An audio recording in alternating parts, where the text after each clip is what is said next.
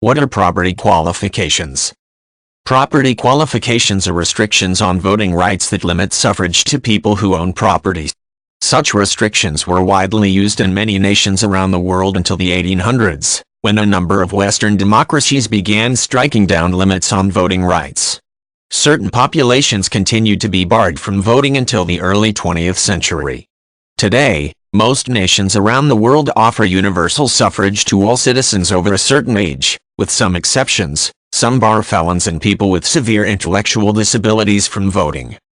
Some nations that used property qualifications historically didn't just limit the right to vote to property owners. They also allocated the vote with respect to how much property people owned. Thus, people who owned larger tracts of land had more weight in elections. This was particularly common with elections for regional office like city or town council members. Major landholders in a district could consequently have a large impact on the electoral process. Property qualifications limited voting rights to the people with the most power in society. Nations with such restrictions also usually barred women and people of color from voting, which meant those who held property in their own right still couldn't exercise full civil rights. Justifications for this practice varied. In the early United States, for example, it was argued that since the only taxes that existed were on property, property owners were the only taxpayers with the right to contribute to the electoral process to determine how their monies were spent.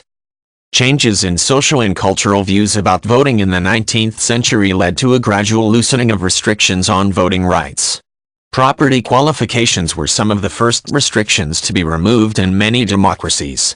Regions like individual states extended voting rights to all white men of age. People of color were barred from the vote in some regions even if they owned property, and women of all races were among the last to obtain suffrage in many nations.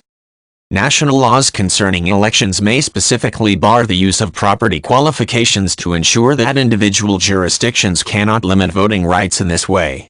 Many national governments recognize this as an unreasonable restriction on suffrage because people who do not own property still participate in society and are affected by government policies. Other restrictions of suffrage like literacy tests and poll taxes may also be addressed in voting policy with the goal of protecting universal suffrage.